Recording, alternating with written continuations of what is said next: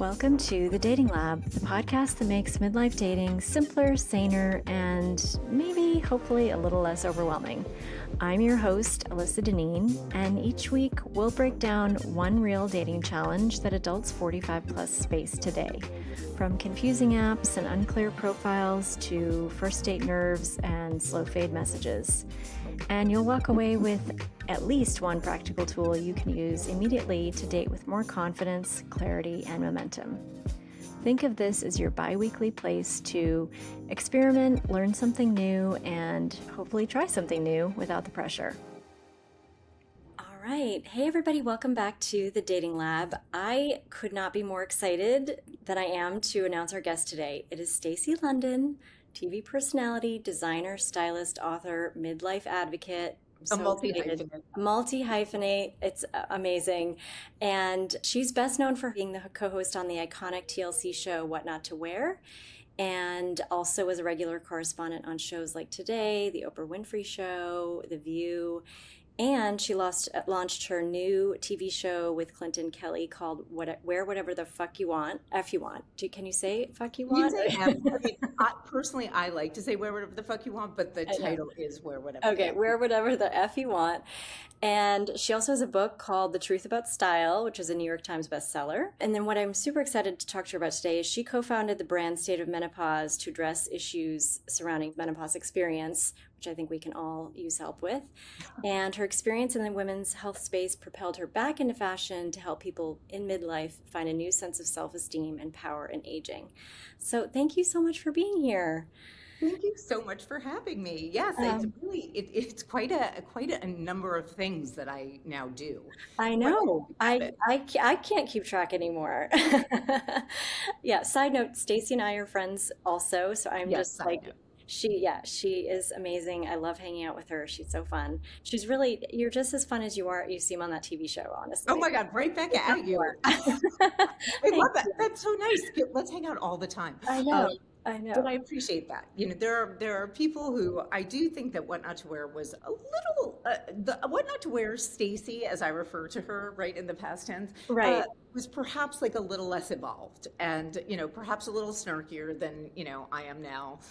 Right, which totally worked for what that show was. It was great for the early aughts. I think that it was, it was as much the time as anything. But I do think that between, 2003 and 2024, when we launched Wear Whatever the F You Want, or 2025, actually, I really find it so interesting that Clinton and I both had this kind of evolution in our philosophy about the fact that, we didn't really want to tell people what to wear anymore.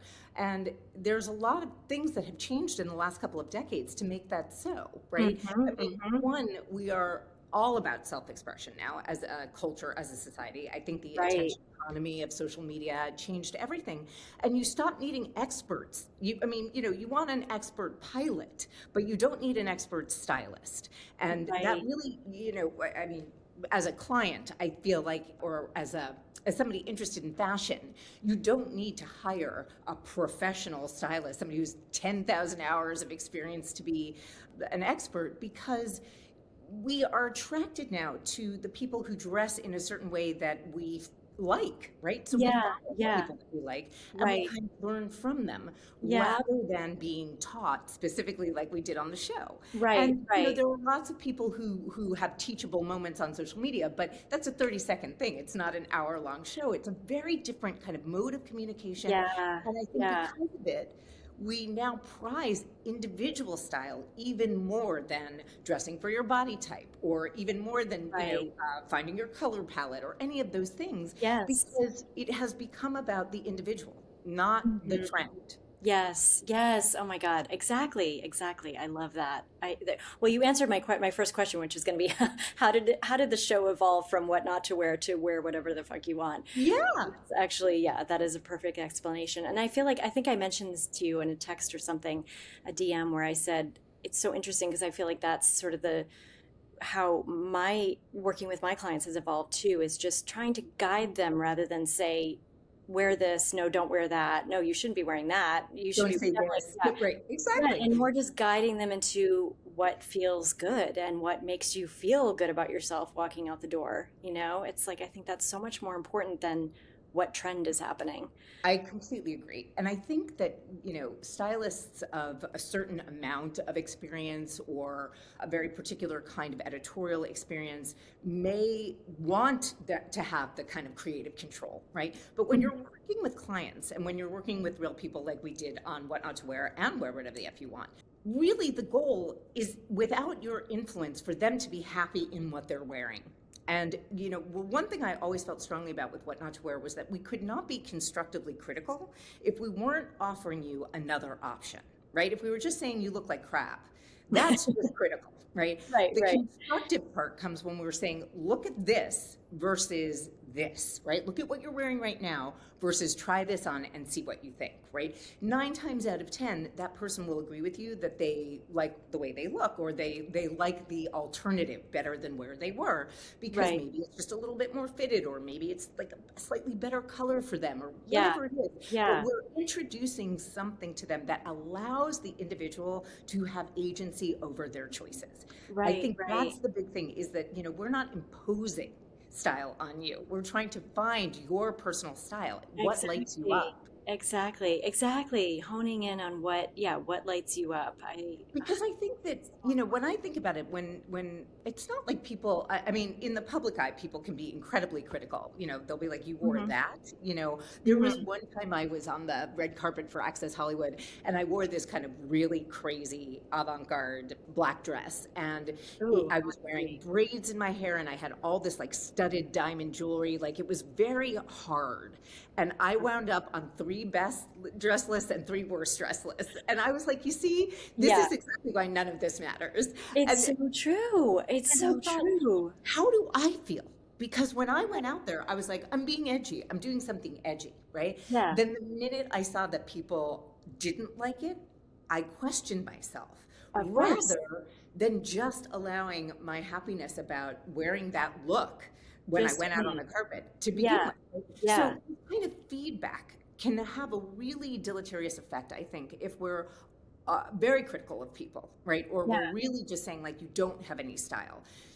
That question of what lights you up is such an incredible entryway into a much deeper conversation, not just about clothes, but about kind of what lights you up about yourself. And I feel very strongly that, and I even wrote this in The Truth About Style, which, God, I wrote that in like 2011 or 12, I don't know, 2013, a long time ago. And I go back to it because I realize how many, I could have written, there are 5 books in that book, right? There's so many different things. Right, I'm sure. One of the things that I will never forget, having written this for a speech and then putting it in the book, because I felt so strongly that it was exactly what I wanted to say. In that I said, sometimes you have to step away from the mirror and have your self-esteem come from something other than the way you look or what you're wearing.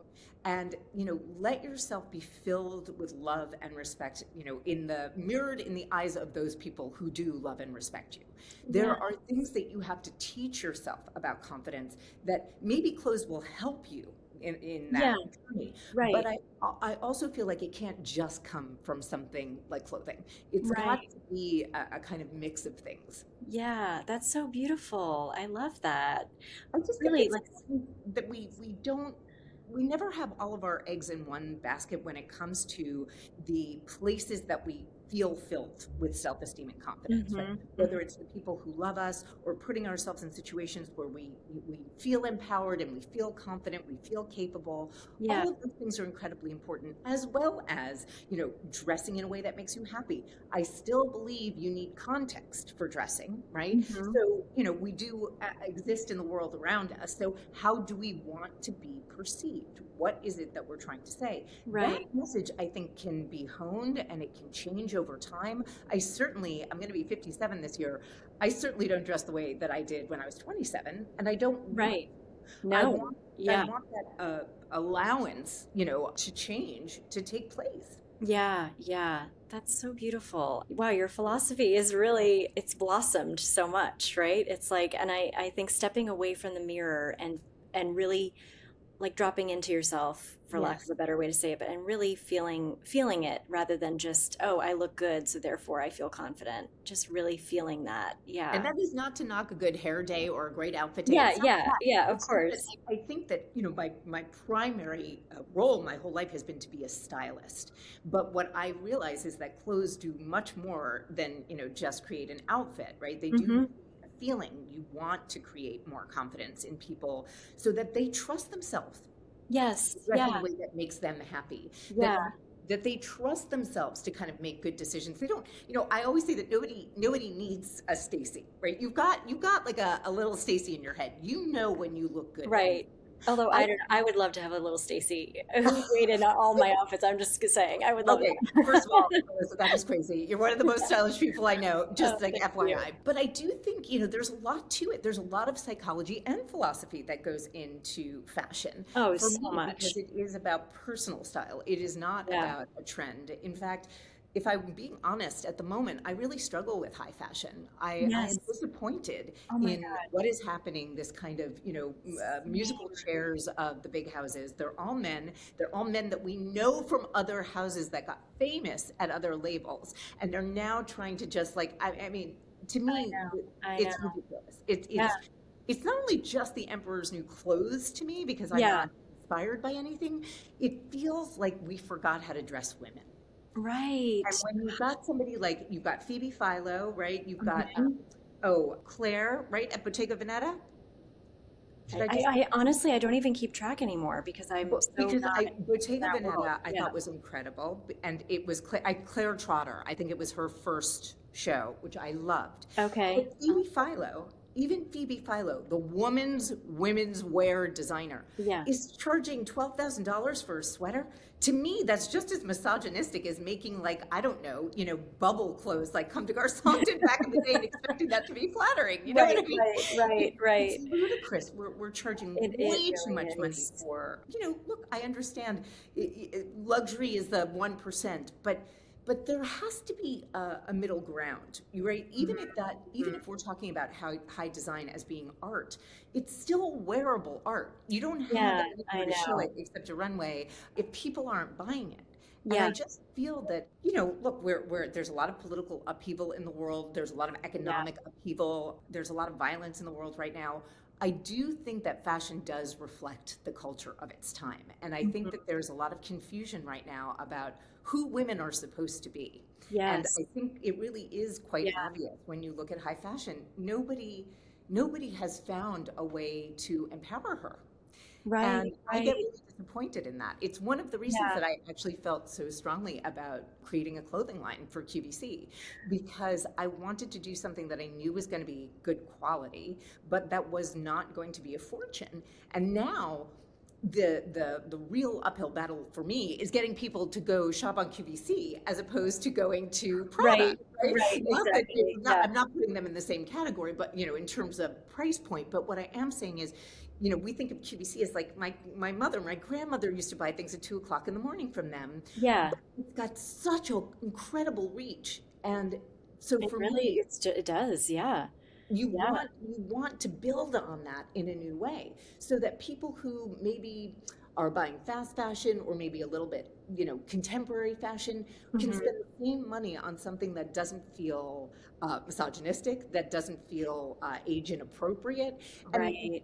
And it's not that there's even again, I'm putting all of these like little caveats in. It's not even that you necessarily have to believe in age appropriate clothes, but if you want them, one of the things that I found a real struggle when I went out on tour with Clinton a few years ago, we just went and did the Stacy and Clinton show in hotels around the country. So fun. And it was so much fun. We had a great time. I love it. And one of the things that I noticed was that, it was mostly people who grew up with us. So they were all around our age. And one of the things that really stuck out to me was how many women in their 40s and 50s and 60s came up to me and said, I don't know what to wear anymore. I don't know how to look like funky and cool and have my personal style and still feel like I'm respected by my peers. You know, I Yeah. don't know how to dress like it's either like a kid or an old lady. Right, And right. where's Yes. the middle ground for somebody like me? And that was also part of the impetus to give you a fresh look at a style identity. To Yeah. me, that was really important. How do you do something that's funky, that's still Right. I appropriate to wear all actually, the time? that reminds me of a conversation I just had with a friend of mine who's shopping for new glasses. And she's like, Uh-huh. I just don't want to look like a middle-aged mom who's trying to be quirky with red glasses. Right. You know what I mean? She's like, All I do now is try and be quirky. I have like, I have well, you could totally pull it off. But like, oh if you're please. just like she's like, I'm like normcore. And then I'm like, I'm going to be cool and funky with these like wild glasses, and But I she's kind of feel laughing. like, why not? Right? Yeah, You know, like right. at the same time, I'm like, I get it. You don't want to be like, because quirky, I think a lot of times can kind of considered a pejorative, right? Like I ran into Katie Couric and I was wearing these glasses and she was like, oh my God, you're the next Iris Apfel. And I was like, oh my God. And then I thought about it. Of course I want to be the next Iris Apfel. I know, it's like I'm not kind of, like it's an over. amazing, yeah, it's an amazing compliment, but also like, I'm not sure, I'm not so I was like, sure. oh, it's the glasses. It's the glasses. And then I was like, wow, if I, get to my 90s or hundreds like, Iris did, and Yeah, that I understand. Like in your 90s and your hundreds, quirky makes sense. I don't know that that's what I'd go for in my 50s, 60s, even 70s. I right. don't want to be quirky. I want to be stylish. Like Yeah, my yeah, version I of style. know, I know.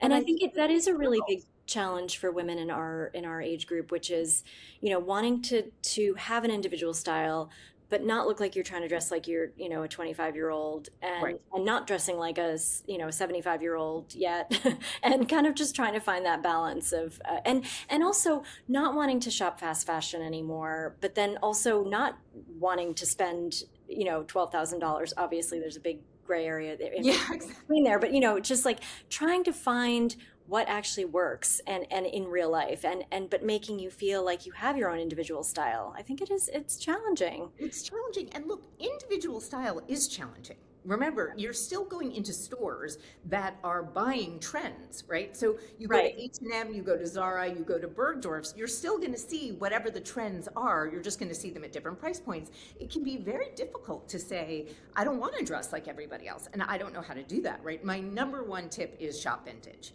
because, Hmm. go find Oh, things you're that you're so going to good find. at that.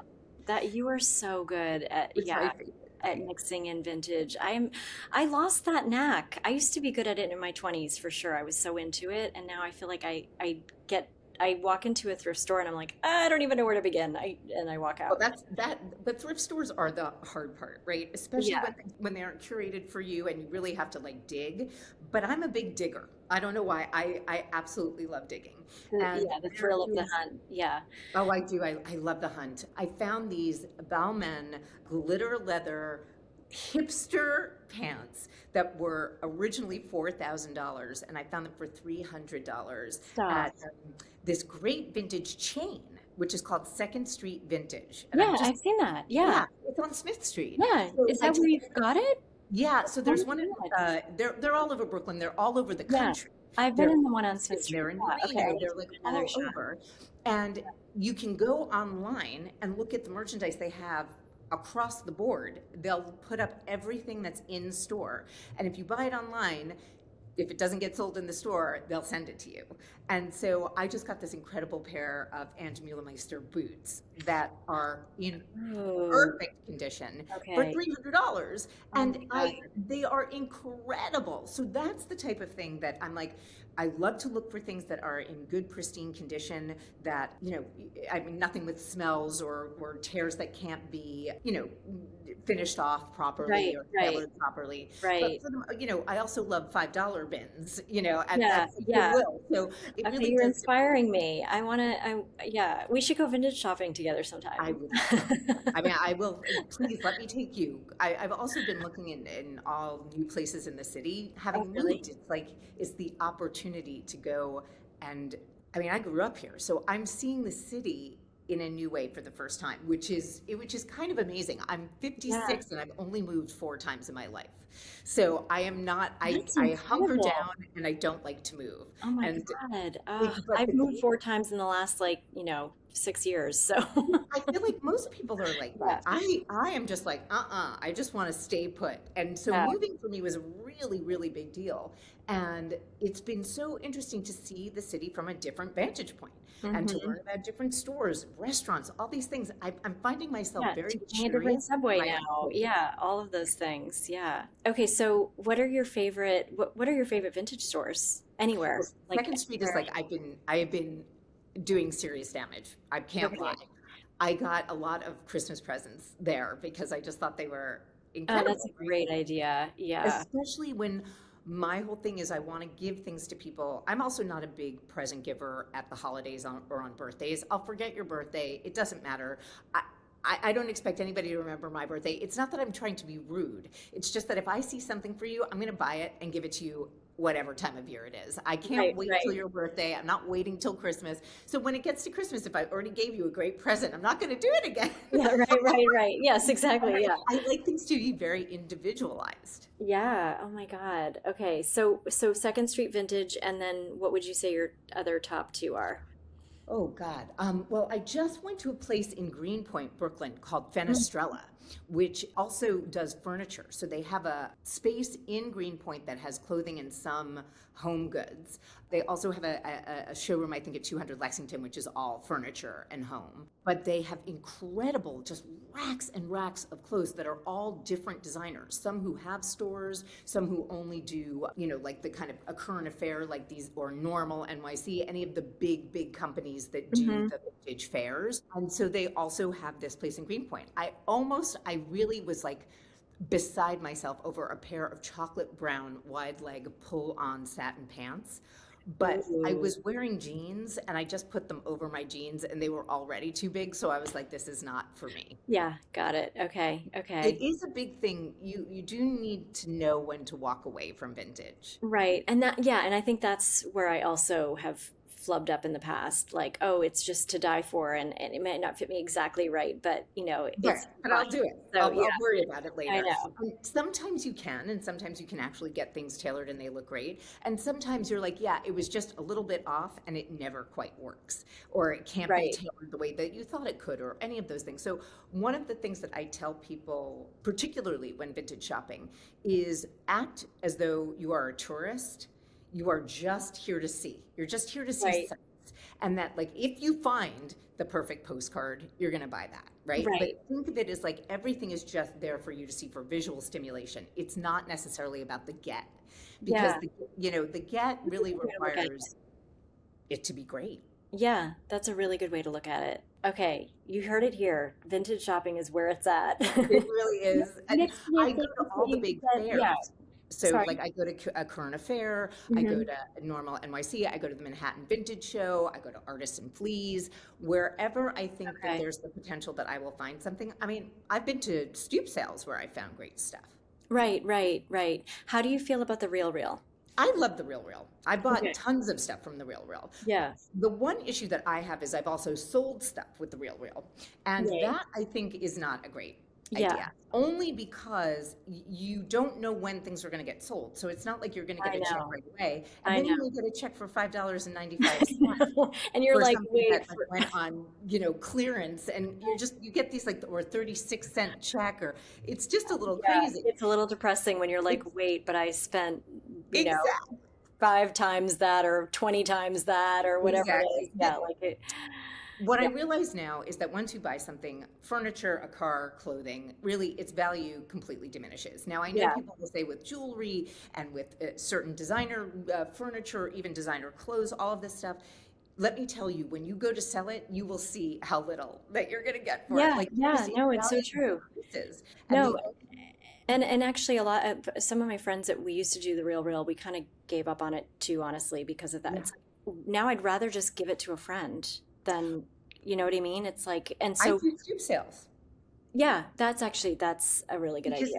I just don't think if people I'm should. going to sell it for nothing, like, I don't know, $4, $40, whatever it looks like. I'd rather somebody that I get to meet and talk to. So what we've done recently, what I did with a few friends, is we did a swap.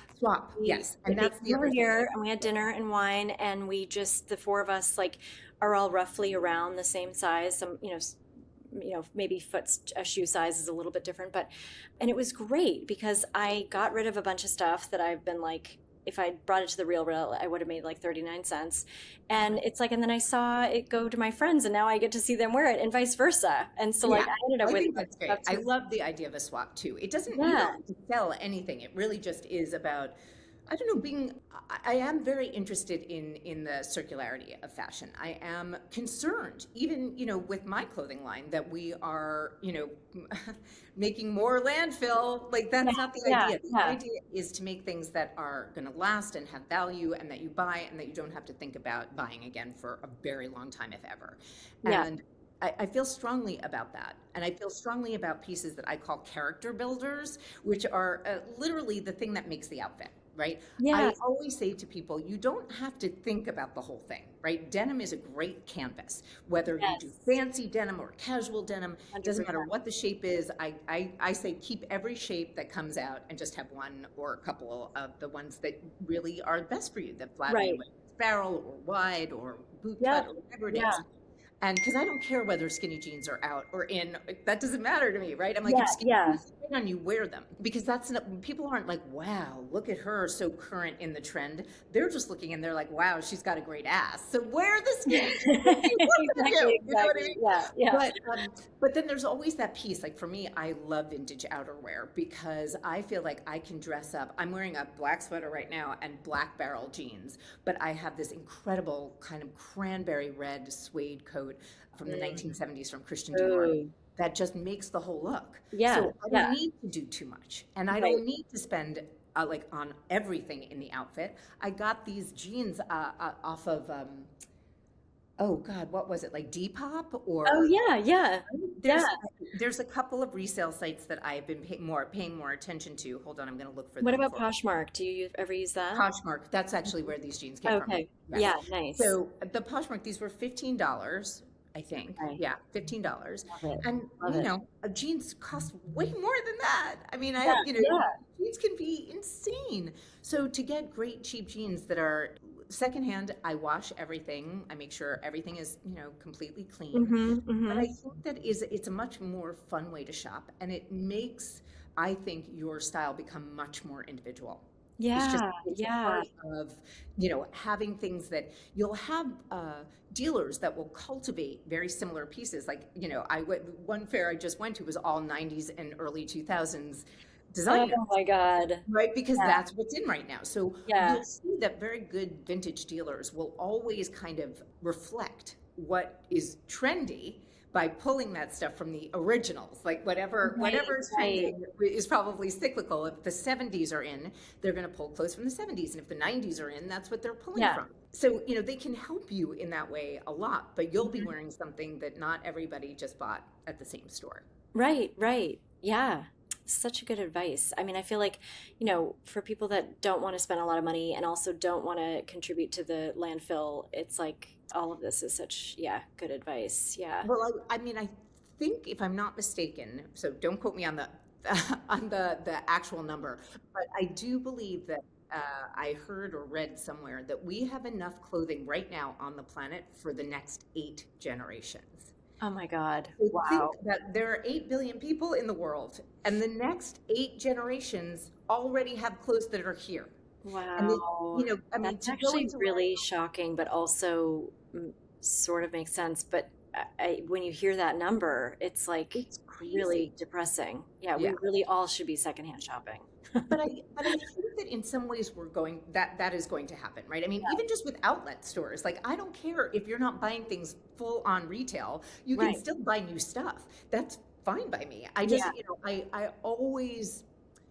I balance out the fashion thing with the other things that I think are important, right? When I think about my values as opposed to just my aesthetics, right? It's like, what are the things I don't want to spend all my money on clothes. Like, I just don't want to do that. And yet I love clothes. So Yeah, how can I, sell old things or give away old things to friends or family or whatever, and then responsibly buy something new and responsibly buy something used, Right, right. And Yeah, and it kind of balances out the buying something new if you're like also doing a lot of secondhand. So tell me, like, Stacy's, at night you're home for the evening. Do you open up your apps and you like go on Poshmark and RealReal and you like just, as you're watching TV or as you're listening to well, I music? have no TV right now. So I Okay, okay. literally have either, in my new place, I've been here about 5 weeks. I don't have any television. So I have been writing.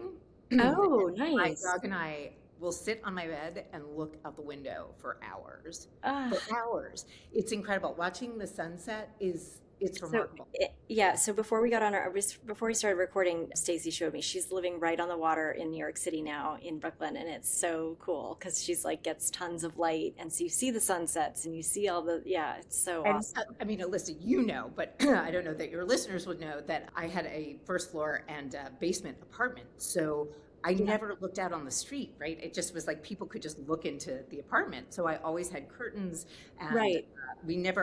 my dog never got to like watch people walk by. And Yeah, now the yeah. whole apartment is windows, and that's all she gets to do. It's incredible. It's like her little hobby, her new hobby, staring out the Exactly. window. Okay, well, we don't have a lot of time, but so I do want to ask you. Okay, one other thing that we have to talk about is menopause and midlife, and Yes. you were a pioneer in that space. You were like the OG, Yes. at least I know probably for a lot of people, but I know for myself, you were one of the first people, or the first person that I saw talk about it openly on social media, Yeah. which I thought was so. And at the time, I was like perimenopause, so I was like just getting into that stage. But I was like, this is so interesting, and so necessary to talk about.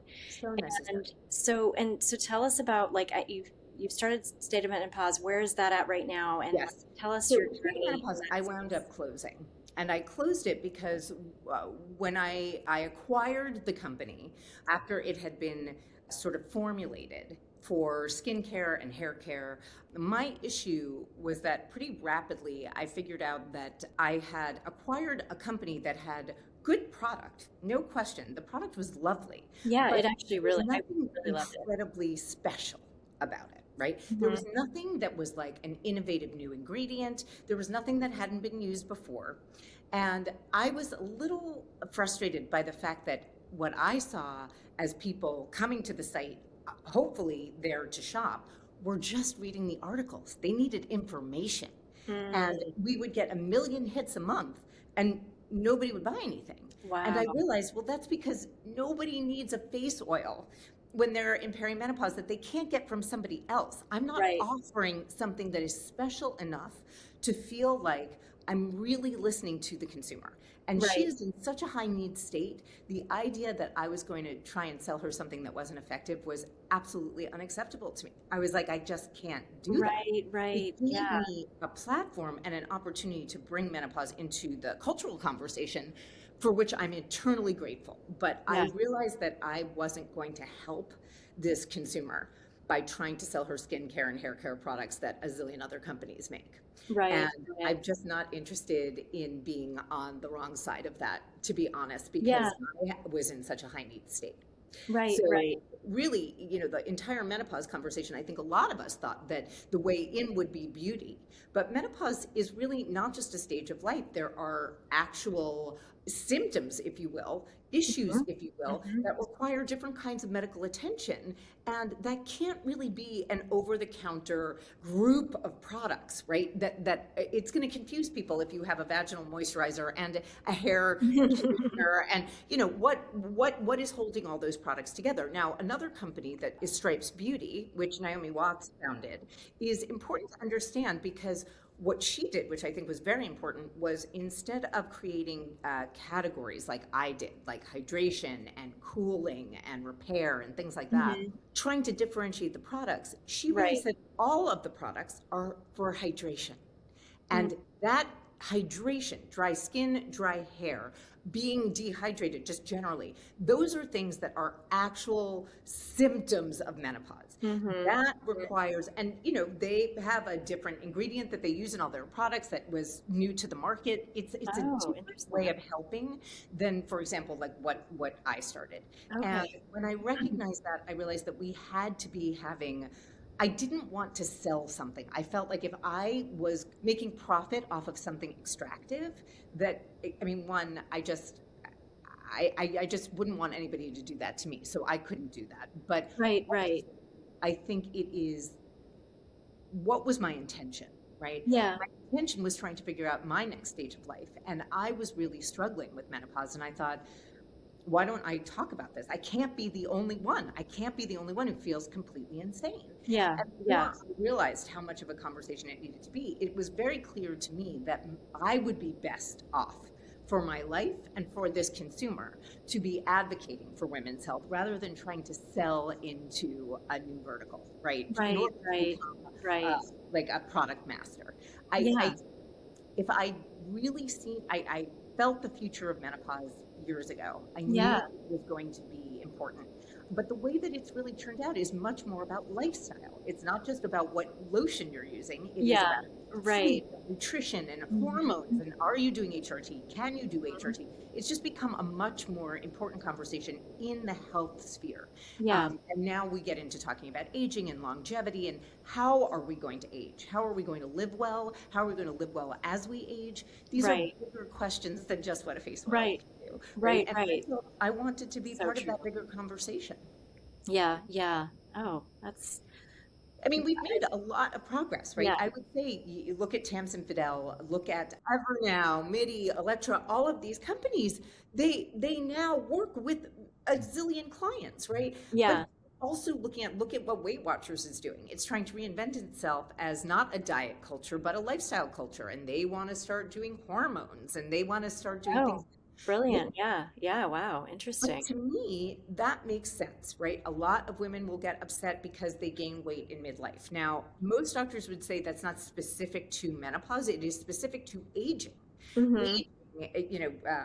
metabolisms change, a lot of things change. But once we start talking about compounding GLP-1s and things like that, we're talking about kind of cutting corners. And so I worry about the new platforms that are coming that are interested in being exploited, because now they're seeing this is like a $10 billion industry. And they're jumping on the trend and you're jumping on the trend. But there are the originals like Mary Claire Haber. There are other people who are doing things that I think, have been doing this for years. Somi Javid is an incredible gynecologist who started her MD, which really is also about sexual health. These are not just one and done things. For me, it was incredible. I read this report in not Psychology Today, in Scientific American. And I've talked about this before, that the lowest point of happiness in a woman's life is between 45 and 55. Highest rate of depression, divorce, decreased earning potential.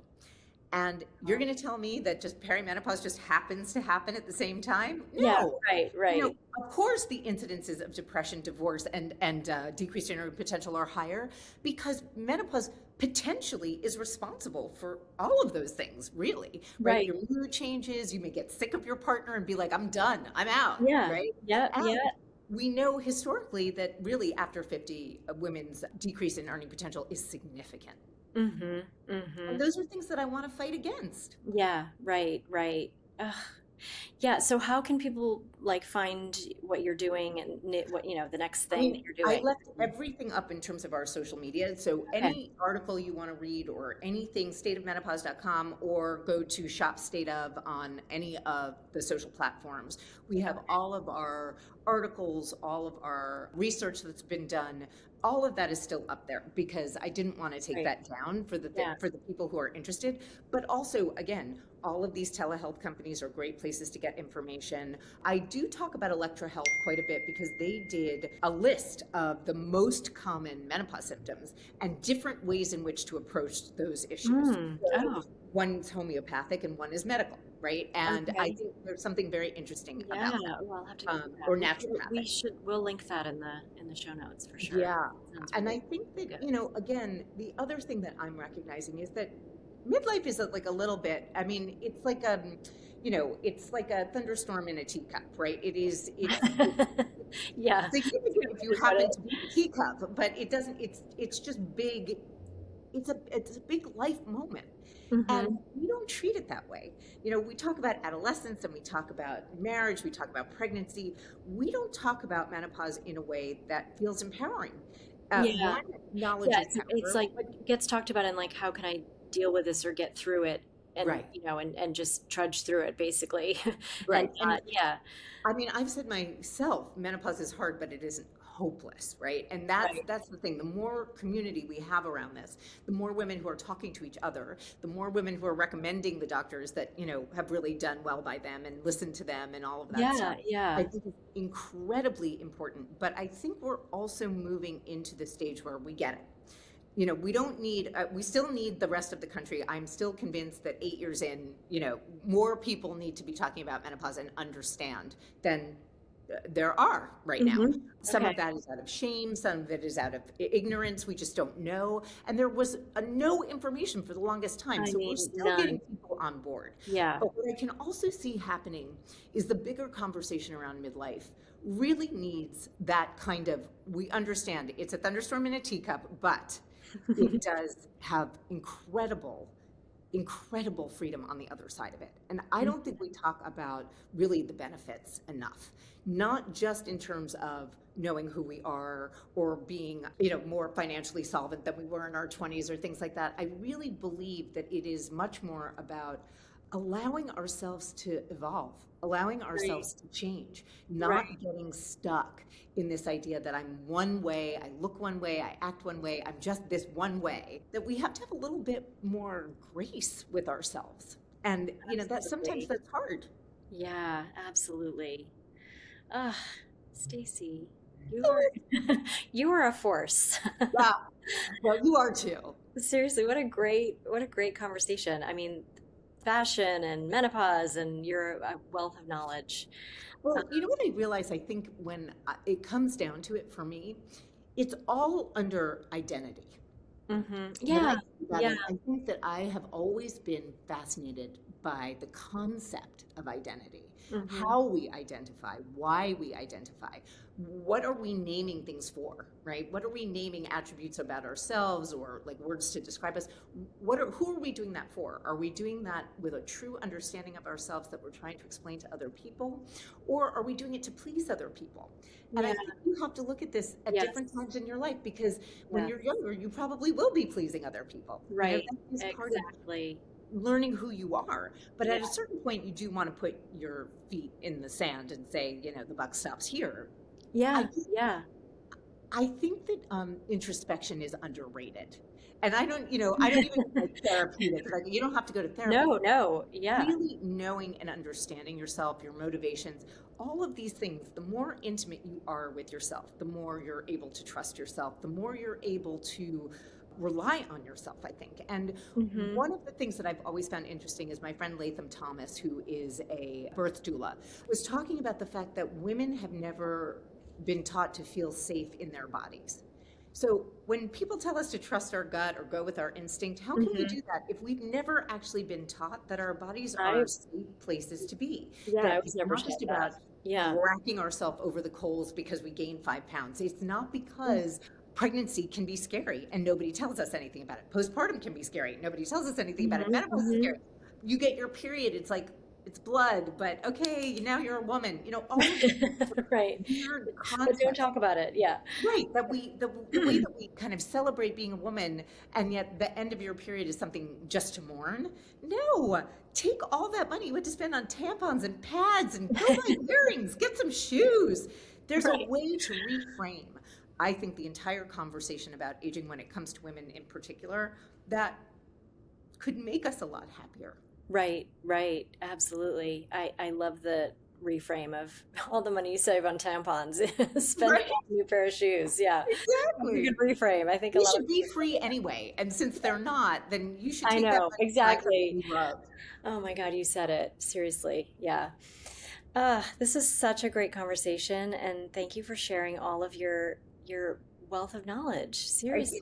My pleasure. I'd love to come back. Okay, good. Yes, please. Oh my God. And seriously, I just want to reiterate, like, I love the idea of everybody trying to shop more secondhand, whether it's online or in Right. person, or yeah, I just want to say that again because I think that's great advice. And you heard it here. You heard it here. Stacy Exactly. London. Thank you so much for coming on the show. I really appreciate it. My pleasure, always. All right. See you soon. Thanks for listening to The Dating Lab. If today's episode gave you something to think about, make sure you're subscribed so you don't miss the next one. And if you want more dating guidance, you can find me on Instagram or at stylemyprofile.nyc.com. Until next time, remember, dating is a process, not a verdict.